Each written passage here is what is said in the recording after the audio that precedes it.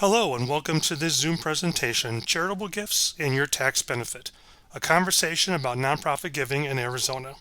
My name is John Williams and I'm with the Arizona Center for the Blind and Visually Impaired, and we are proud to present this discussion today for the nonprofit donors in Arizona to assist them with important information concerning charitable giving and tax benefits. The information presented should not be construed as legal or professional tax advice on any subject matter.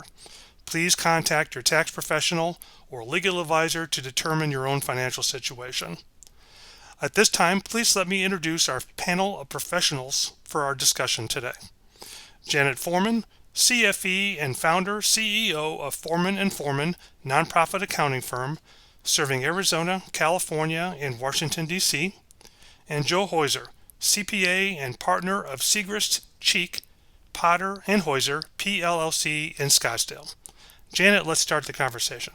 Great. Thank you, John, for the warm welcome and introductions. Joel, thank you very much for taking the time to participate in this. And we will go ahead and get started. Sounds good. So basically, we're talking about what and when to donate to a qualifying charity for the tax deduction.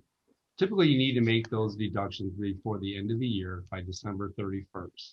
And you can do that through either cash or property. There's different standards on depending on how you're making your donations, but on contributions that are cash, you do need a written record or a bank record of some sort, typically a canceled check. This makes it a little difficult when you're doing cash donations because you do need a written acknowledgement from the charity. If you do a donation of $250, 250 or more in any one day, then you must also have that written acknowledgement from the charity. For non-cash or in-kind donations, you basically have to have a kind of a long list of the name of the organization, the date and location of the contribution, a reasonably detailed description of the contributed property, the fair market value and method of valuing that property, and your cost basis or your original purchase price of that property. Quite a bit more detail, but a lot of people go to the Goodwill, they just hand them the slip, they never fill it out. It's kind of your duty to document the items that I just listed and kind of put a list together of what those in-kind donations were. A lot of the charities like Goodwill and things will have websites that will have basic dollar amounts for shirts and pants, and you can tabulate it doing that. If it's big ticket items like furniture or anything that is more value, I suggest taking a picture of it for a good record for the IRS as well. All to get the donations for on your tax return, as I mentioned, all needs to be done before the end of the year by December 31st. If you are doing a large donation of appreciated assets, such as maybe a painting or art of work, if it's over $5,000, you do need to have an appraisal, and you do have to send that in with your tax return as well. Good. So if you're volunteering for charities, you can deduct your out-of-pocket expenses. Typically, it's travel. The main one I can think of is mileage, which is 14 cents a mile that you can deduct. If you have expenses more than $250 more in a single day, you do need to get that acknowledgement from that charity describing what those services were and what out-of-pocket costs you incurred. One of the questions I get asked quite often is, can I deduct my time? I'm volunteering my time, and I'm the CEO of a company, and I have a really high hourly rate. Unfortunately, your time is not deductible. So it's a great deed, but don't consider your time as the deduction. It's really your out-of-pocket costs that you can deduct. great. And those are pretty much the basics for making a contribution to a charitable organization by the end of the year. Great. And I know on my end, being consultants for nonprofit organizations, when we do get donated, let's say furniture, big ticket items and they don't put a value on what it is, I've been known to just go on and just Google and try and find something like it. And then, maybe if it's office furniture, I'll go to Office Depot's website and I'll try and come up with something comparable and I'll use that for documentation. Is there any other suggestions you might have, Joel? No, it's all about the documentation. You're right. I mean, if you can find an original receipt, a lot of times it's so old you don't have that. I think I like your suggestion. You're getting some at least comparable value or cost. It's usually about the only way you can do it. So it's kind of the honor system, but you're trying to document as much as you can. If the IRS challenges it, at least you've got some comparison of where that value came from. Great. And then I'll add one more side too, as far as you were talking about the professionals that donate their time. While it's not a tax deduction for them, they really should prepare an invoice stating the time, the amount of time, the in-kind contribution value of that service, and give it to the nonprofit, because that is something that we book. And it helps the donors be able to read their financials of the nonprofit and see that there are a lot of people of value that are donating to them in other ways other than funds. All right, let's move on to the next one. Yeah, this is more specific to the Arizona tax credits.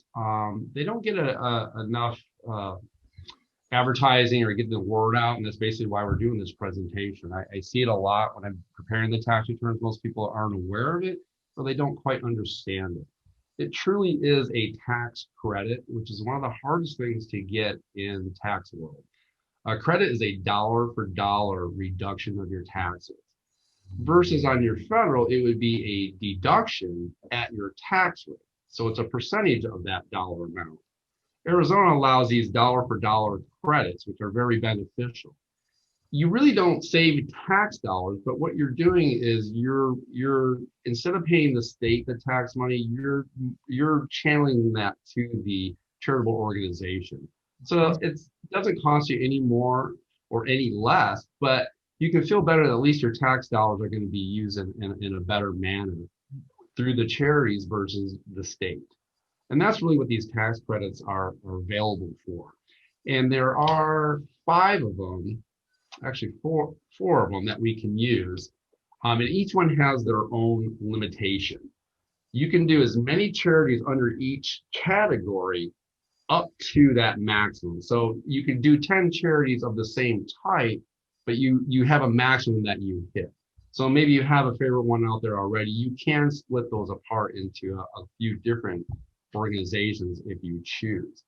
The first one on the slide is they call it the working poor, but it's the qualified charitable organizations. And that limitation is 400 single and 800 for family.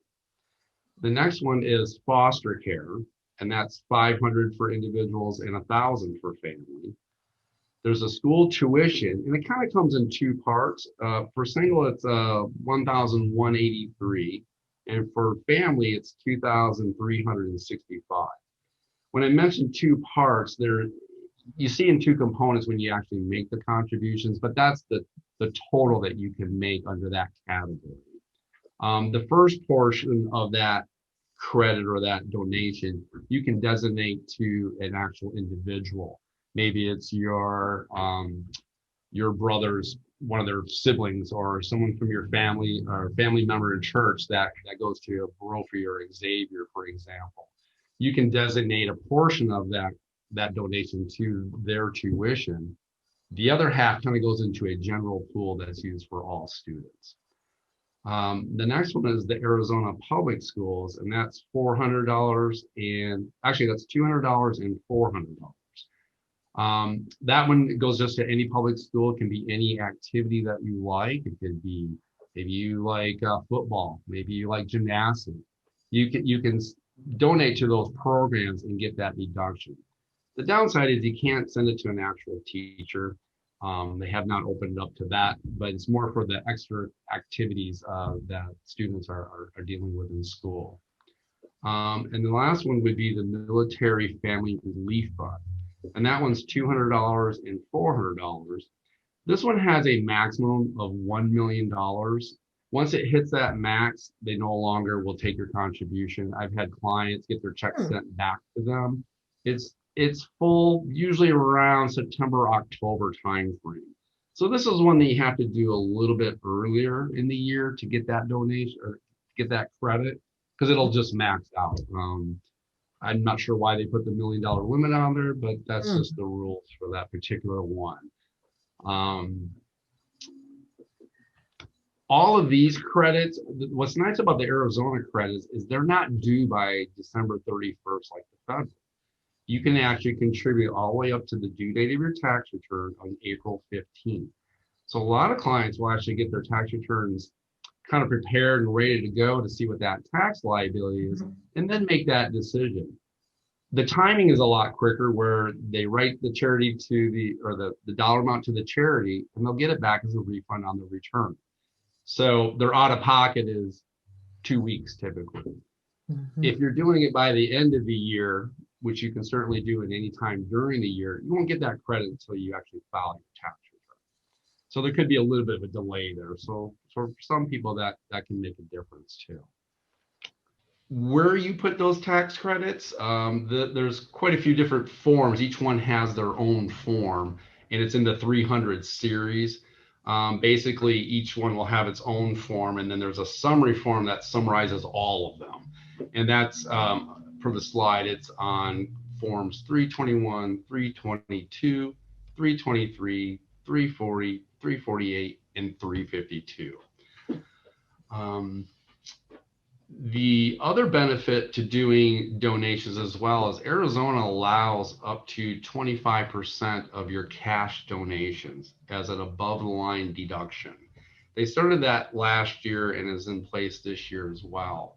So even if you don't itemize, you can still get a little extra deduction even for doing a charitable donation. That upfront deduction has to be done. To get the upfront deduction, you have to make the donation by December 31st.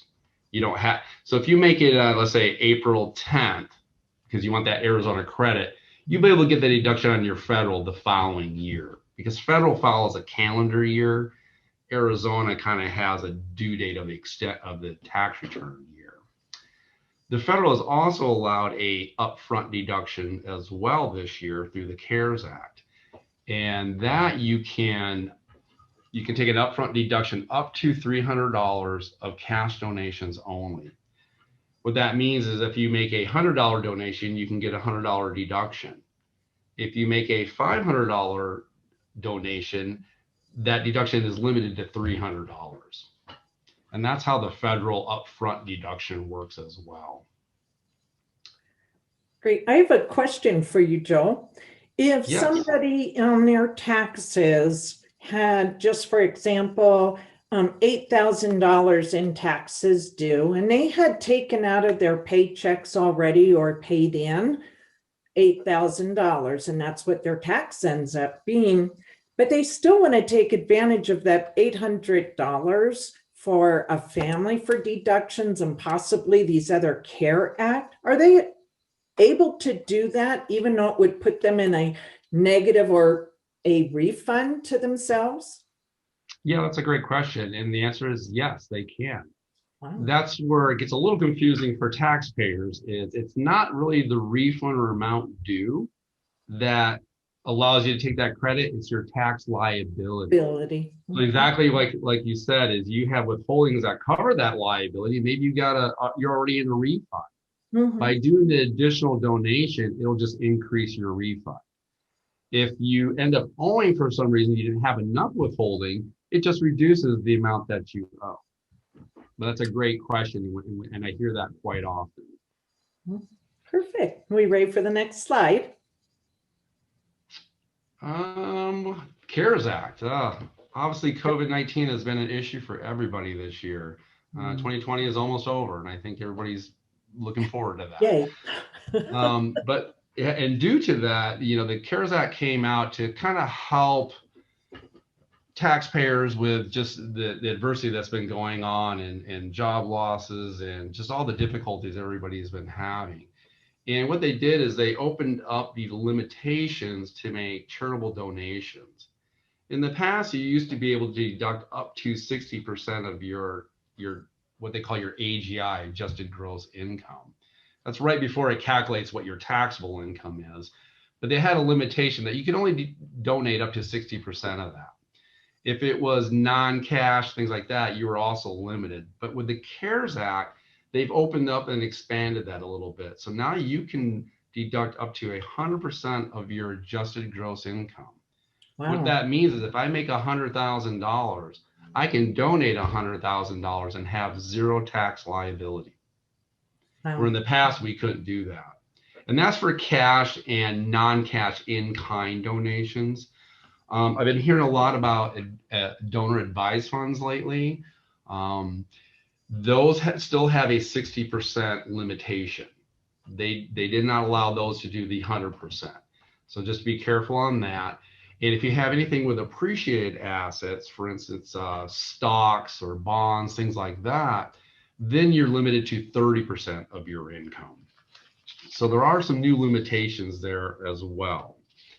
And I think I kind of talked about on the upfront donation or the upfront deductions on the slide as well. It actually lands on the Form 1040 line or 10B, and that's cash donations only.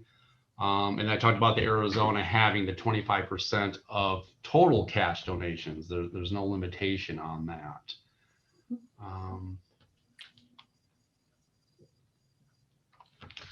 Good. So it looks like when we send out this video, we will also be sending out the slides, and there are links on here that you've put, Joel, that people can go to for more information.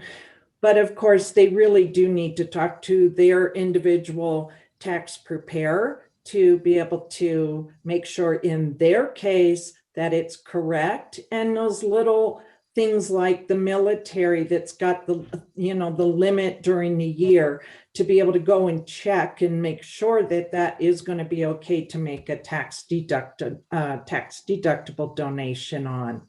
So yeah, correct. So there is a website you can go and check that. Mm-hmm. that we do very often. And also, like you mentioned, on the Arizona tax credit, there is lists out on the Arizona Department of Revenue website under the tax credits. And there's a list of all the charities that do qualify. And a lot of the charities now do have a code you have to use and input into your tax return to properly able for the state to kind of match up and know that it was a qualified charity. Fantastic. All right, let's move on to the next. Okay, so now we're talking about donating property and other assets to charities. It's kind of the same thing. So if you are donating stock to charities, which I'm starting to hear more and more of that, or some sort of asset that's not really cash, you have a couple different ways of valuing it. If it was property that would create a long-term capital gain, for instance, like stock or land or artwork, if you sold that, then you can donate it to the charity at the fair market value. Again, I would say if it's over $5,000, make sure you have an appraisal to go with it to substantiate the value on that. Because again, you're going with current value. If you're donating things that would generate ordinary income to you, for instance, like inventory or business property of some sort, accounts receivable, I think of more the business side than that, then you can deduct that at your cost basis, which basically means what's your original purchase price on it. There's no increase in value due to current market values. It's really just a true cost. So you could also do that and donate that to charities as well. They also have, if you have not heard about it, is the RMDs this year have been kind of eliminated through the CARES Act as well, meaning you're not required to take one. You can forego it if you'd like. and you can wait till the next year. So that helps out a lot of people. But what they've also done is allow you, and this wasn't part of the CARES Act, this has kind of been part of normal planning, but on your RMDs or the amounts from your IRAs, you can donate that directly to a charity. You can get that set up, and it's called a direct transfer from your IRA plan to that to that charity, and you can get a deduction for that. So you could satisfy your RMD requirements if there was one this year, and have that money going directly to that charity. And it shows up not even in the itemized deduction area. It actually shows up on your front page of your tax return. It'll show where you took the pension amount out, but the tax amount will be zero because you sent it all to the charity. So it will reduce your taxable income. And that's another great planning tool. Donating property and other assets to charity, very similar to donating the stock and some of those fair market value or actual costs. And then they get into some other long-term plan giving and legacy giving. Usually I'm hearing that when someone's either passing or through a will or a trust, and they'd have these planned giving, which is really kind of gathering a bunch of assets or cash or whatever it is that they're going to donate and planning out future distributions to the charities going forward. That's usually probably through a trust planning or estate planning is where I would usually see that. It's not a typical tax strategy on an annual year. The other one that you might hear from time to time, and if your employer has that ability to do that, is employer matching gift programs. Basically what they do there is, as the employees make donations, a lot of times you'll see it come out of a W-2. I'll see it like United Way and some of these other charities, that the company will match the employee's donation. So I kind of look at that like a 401k. It's kind of free money for the charities, which I think is a great program to get into. And maybe you need to ask your employer if they want to do something like that and get a plan in place. Because I don't see a lot of them, but they are out there. Yeah, they are. I see them on the end of the nonprofits of what they receive, and it's the payroll deductions that come in from usually the bigger companies have them, but I do see that those come in. Yep. I think that's about all I have. You probably have a lot more than that, Joel, but we'll go with that for right now. So probably. But Janet, I know that you deal with a lot of on the nonprofit side. I know that, speaking for my nonprofit that I work for, I know that the need is really great, and I know that that's one of the reasons why we wanted to create this video and create this discussion, was to let people know how they can help out and give them the benefit of doing it. Absolutely. And John, I can't tell you enough how grateful I am, as well as other nonprofits are, that the Arizona Center for the Blind and Visually Impaired did this unselfishly. Of course, you need the donations, we all do, but the fact that this is going to be shared with nonprofits that they can send out to their donors to be able to encourage them for some ways that they might not have known about that can increase those contributions. And like Joel pointed out, this year in particular, and if you're an Arizona resident, there are contributions that just, instead of writing a check to the government, you're writing that check to your favorite nonprofit or nonprofits. So, and we're very grateful for what you are doing. And we do see on the slide, you've got your QCO number right there for everybody, as well as your website.